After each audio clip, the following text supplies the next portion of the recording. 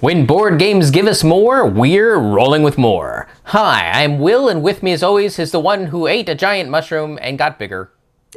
Sarah? And today we're checking out the expansion to King of Tokyo, Power Up.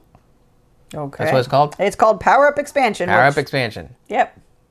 Sarah, tell us a bit about this expansion. Sure thing. So the King of Tokyo Power Up Expansion includes the new monster Panda Kai and evolution cards that give asymmetry to each monster in the game. So let's go over these in more detail. Well, there's not a whole lot to say about Panda Kai. You know, can play as a giant panda. So, yay? He's very Japanese themed. I think so. He has a big straw hat and trying to remember some sort of weapon. It's been a while. Isn't it a katana? Yeah. It's like one of those bamboo things. Oh, the bamboo. Thought it was bamboo. Kendo stick. Kendo stick. Maybe. Maybe. It has been a little while and I forgot to look at it before we started recording. Haha. But the major part that this expansion adds is the evolution cards. So this provides an asymmetry to the monsters, kind of a more thematic flair to them. You will need to roll, so everyone's going to get their deck of 8 cards that matches their monster for the normal setup.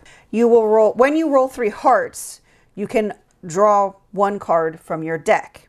Now, the 3 hearts can still be used normally or not normally, depending. If you're in Tokyo, like you can't use hearts for healing, but you could still use the hearts to draw a card.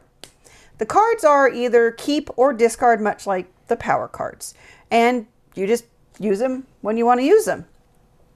Now, there are variants. You could start with 1 active if you wanted to get a, kind of a jump start and really get into the asymmetry of the game. You could have a more controlled feeling when you draw 2, pick 1, put the other on the bottom of your stack. Or you can actually do a draft where you shuffle all the monster cards together and everyone drafts till they have 8. And you could have 8 cards from all these different monsters and you could have some really weird situations. All right, Will, so how does this change the 2-player experience? It ups the strategic element just a little bit. Yeah. Especially if you go with the let's start with 1 evolution card. Right. Because that's always nice to just let's feel different, let's feel powerful, let's Especially feel unique. Especially if you never roll 3 hearts through a game, then you could never actually enjoy the evolution cards. But it's also nice to have that extra functionality for hearts. Right. Because especially when you go in Tokyo, hearts are just usually dead rolls. Yeah. Unless you have a unique power card that does needs something. hearts to do something. Yeah. So it's nice to have that little element fleshed out. Yep. For accessibility, it's going to add some minor complexity. I wouldn't have the evolution cards in if I'm teaching someone brand new. Right. But beyond that, I don't think it would take more than 1 or 2 games for someone to be versed enough to be like, hey, I want to try this new aspect. Hey, let me throw this into you. And oh, okay, that makes sense. Yeah. Let's go. Exactly. So before we get to our rating, we can talk about what we feel about this.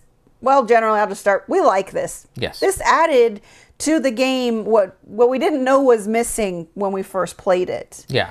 It leans in towards the more gamer side of things, where things mean a little bit more. Yeah. Because we've played games where we just couldn't get energy to buy a card. Yeah. So seeing all those neat abilities was nice, but when they never happened, it just kind of got bland. Right. So we typically play with it, start with 1 evolution, because if you're going to have asymmetry in the game, you should start with it, in our opinion. And then, so this is how we like it the most, and that feels really good and rewarding and fun. And so, yeah, we're all for it. And having your own deck feels personalized. This is just mine. Nobody else can have these abilities. Oh, that's true, because if there's a card out there in the power group that you like, but someone else buys it first, there's nothing you can do about it. Right.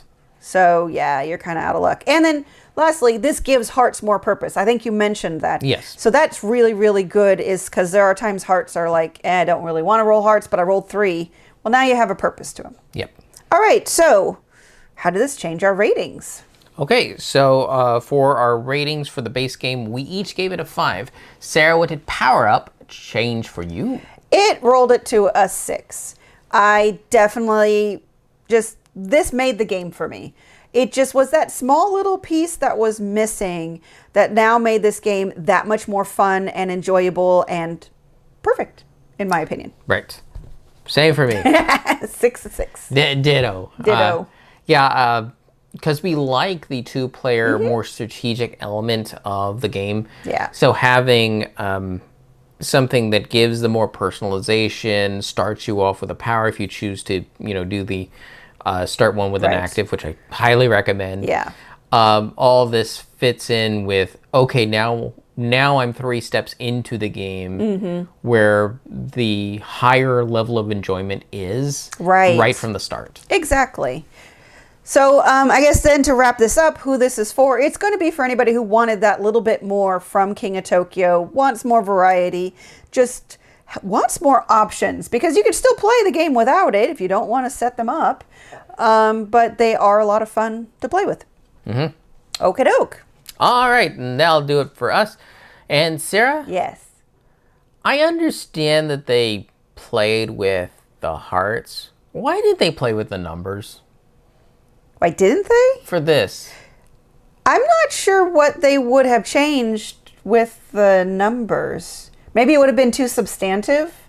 I guess so. Because this also doesn't really change how hearts work. It just gives hearts another purpose. And for as much as we've played this game, there are still power cards I've never seen. So there still could be lots of cards that change the numbers in different ways. And we've just, again, I guess that would be one downside to a 2-player game. You really don't see a lot of different cards. I'm sure there's still evolution cards I haven't seen. Yeah. So maybe it's in there. I'm just wondering why they didn't play with the numbers, which I felt were flat. A little bit more so than the hearts. But I understand because hearts can feel flat, especially when you're in Tokyo. Because at least when you're in Tokyo, if you get numbers, you can still use them. You can still get points from them. I gotcha. So that's that. All right.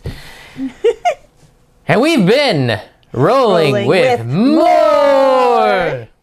If you have any questions, comments, or concerns, you can reach out to us on the various social media platforms at Rolling with 2, that's TWO. We're on Blue Sky, Facebook, Twitter, and Instagram. For Discord, we have a channel on Tabletop Express. Check the show notes for the invite link. If you have time, check out the other content Nanaman has found for you, because remember, he's rolling with you.